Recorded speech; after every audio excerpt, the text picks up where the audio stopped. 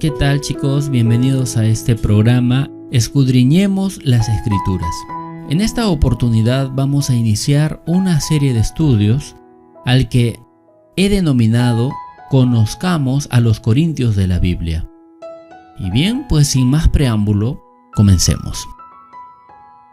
Conozcamos en primer lugar la grandeza de Corinto. Una ojeada al mapa nos mostrará que Corinto estaba diseñada para la grandeza. La parte sur de Grecia es casi una isla, y el territorio de Corintio estaba ubicado de manera favorable para su economía. Todo el tráfico de Atenas y el norte de Grecia a Esparta y el Peloponeso no tenía más remedio que pasar por Corinto.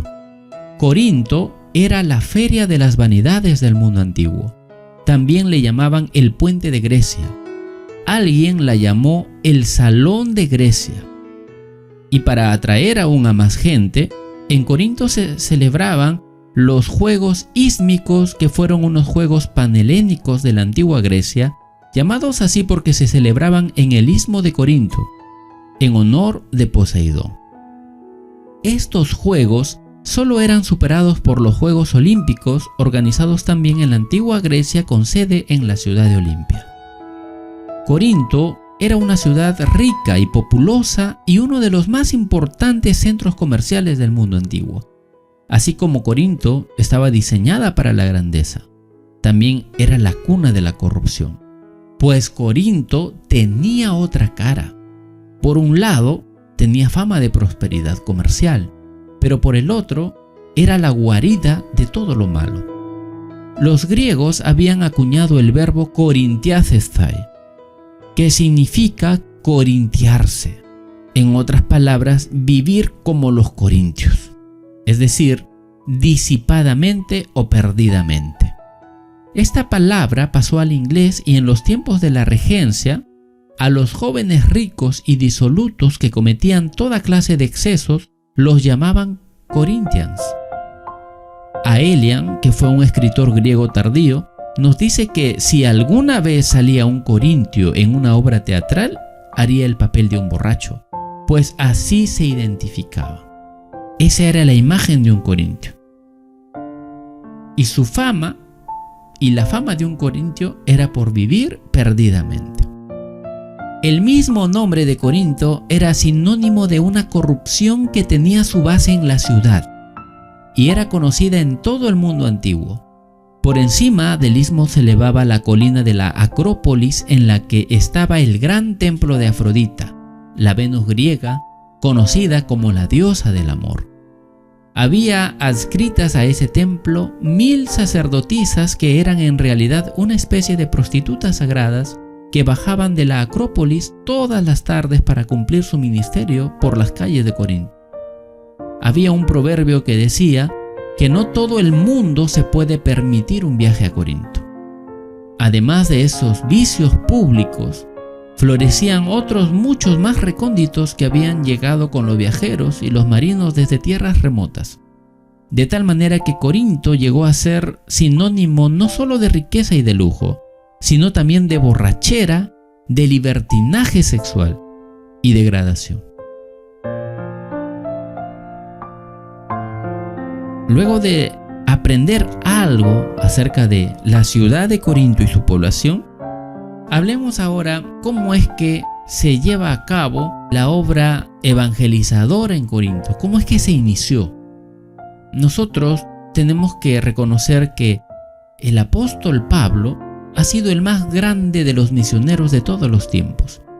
Este ex fariseo que una vez aborreció y persiguió a los cristianos, llevó a cabo 3 grandes viajes misioneros, durante los cuales estableció docenas de iglesias cristianas locales.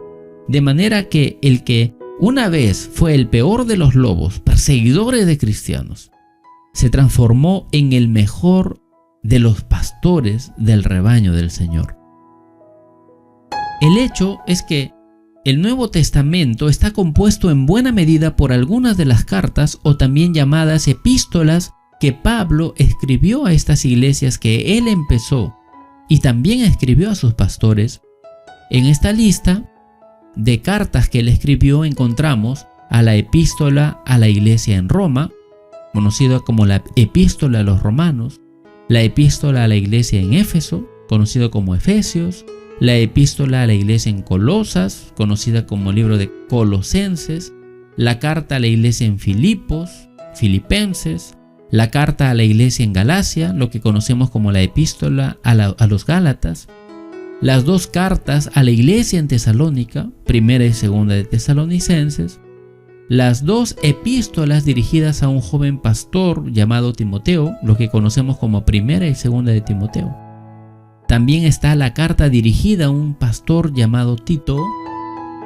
Y finalmente tenemos a las dos cartas dirigidas a la iglesia en Corinto, lo que nosotros actualmente lo conocemos como primera y segunda de Corintios. Tenemos aquí pues un hecho notable. De los 27 libros que componen el Nuevo Testamento, no menos de 12 los dirigió Pablo a sus amadas iglesias. Pablo le daba suma importancia a las congregaciones pequeñas.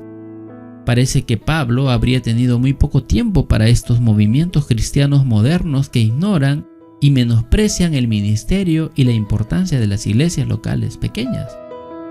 De todas las cartas a las iglesias, Romanos es, sin duda, la más importante, y Primera de Corintios es probablemente la segunda en importancia, y lo es a causa de su gran sección sobre la resurrección de Cristo y del creyente. Esto lo encontramos en Primera de Corintios capítulo 15. Y otra razón por la que es importante es por su extensión, porque Primera de Corintios es la más larga de las escritas por el apóstol Pablo. Vemos que no hay casi ningún problema de la iglesia local de hoy que no sea considerado en Primera de Corintios. La iglesia estaba llena de problemas teológicos y problemas personales, entre los cuales tenemos primero que habían pervertido la doctrina del bautismo. También se jactaban acerca de la poca sabiduría humana que tenían. Los corintios eran muy carnales, se habían engañado a sí mismos, habían profanado sus propios cuerpos, se habían hecho muy vanidosos, toleraban la inmoralidad sexual, se llevaban a los tribunales unos a otros, se peleaban entre ellos, estaban confundidos acerca del matrimonio. Habían abusado de la doctrina de la libertad cristiana. No iban vestidos en forma apropiada a la casa de Dios. También habían hecho una farsa de la cena del Señor. Habían corrompido los dones del Espíritu Santo, especialmente el don de lenguas. También estaban confundidos en cuanto a la resurrección. Y finalmente, se habían olvidado de las ofrendas. Se ha dicho que si estos pecados fueran caballos, esta iglesia podría haber llenado muchos establos.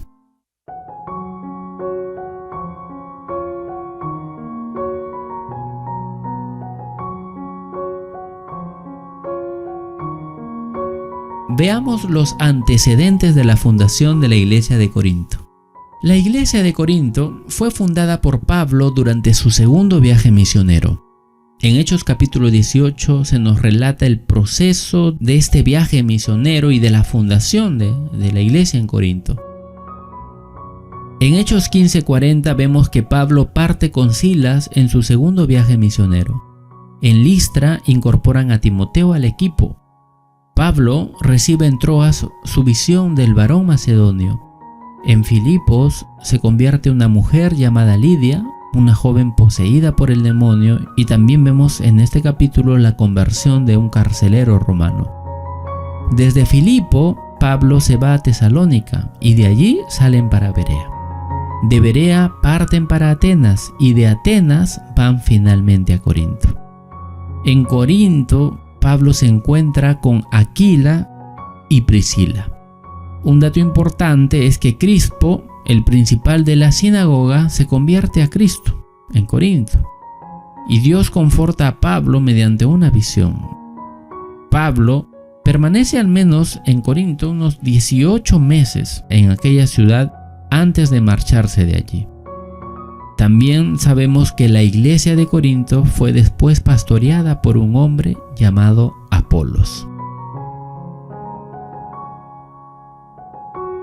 ¿Qué sucedió con la iglesia de Corinto luego que el apóstol Pablo dejó Corinto? Lo dejó bien establecida, bien organizada, y luego él parte de Corinto.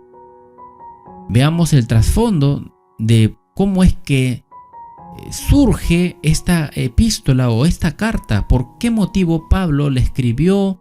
¿Cuál fue la ocasión? Veamos el trasfondo de la primera epístola de Pablo a los Corintios.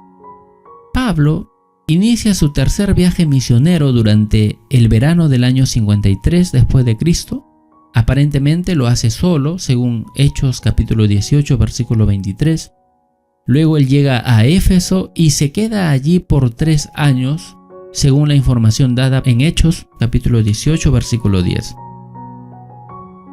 Mientras Pablo ministraba en Éfeso, le visita una delegación de Corinto, informándole de la trágica situación de aquella iglesia local.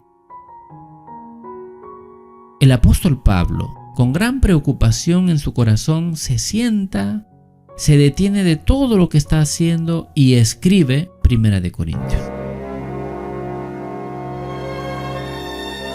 Es así que dividiremos el estudio de Primera de Corintios en 2 partes principales. En la primera parte trataremos las 7 corrupciones de Corinto, que abarcan los capítulos 1 al 6. Y en la segunda parte estudiaremos 6 respuestas que el apóstol Pablo da a las preguntas que hicieron los corintios, las que abarcan del capítulo 7 al capítulo 16. En la primera parte, en donde trataremos las 7 corrupciones de Corinto, estudiaremos los siguientes 7 puntos. Número 1. Los corintios seguían a líderes humanos. Número 2. Los corintios favorecían la sabiduría humana y no la de Dios. Número 3. Los corintios eran carnales y no espirituales. Número 4. Los corintios se olvidaban del juicio futuro, por lo que vivían de manera disipada, pensando que no iban a dar cuenta a nadie de sus actos. Número 5. Los corintios se agradaban a sí mismos. Número 6. Los corintios no disciplinaban.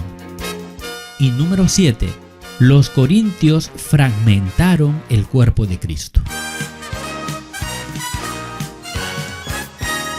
Y bien, en la segunda parte trataremos las 6 preguntas que los corintios hicieron al apóstol Pablo. Estas preguntas son: número 1, preguntas sobre el matrimonio. Número 2, preguntas sobre la libertad cristiana. Número 3, preguntas sobre la conducta de la iglesia. Número 4, preguntas sobre los dones espirituales. Número 5, preguntas sobre la resurrección. Y número 6, preguntas sobre las ofrendas.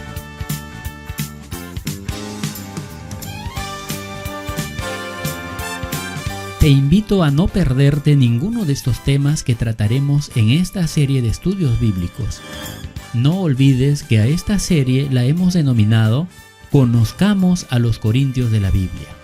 Si te gustó este estudio introductorio, te invito a dar like al vídeo y dejar un comentario. A continuación, te dejo algunas preguntas con respecto a este estudio introductorio sobre Primera de Corintios. Pregunta número 1. ¿Con qué nombres era conocida la ciudad de Corinto? Pregunta número 2. ¿Qué famoso juego se celebraba en Corinto? Pregunta número 3. ¿En dónde estaba ubicado el gran templo de Afrodita, la Venus griega, la diosa del amor? Pregunta número 4. ¿Quién fue el escritor de esta epístola a los Corintios, quien también es conocido como el más grande misionero de todos los tiempos? Y pregunta número 5. ¿Qué es lo que más te llamó la atención con respecto a este estudio introductorio? Puedes responder todas estas preguntas en los comentarios. En nuestro próximo estudio hablaremos sobre la primera corrupción de Corinto. No te lo pierdas.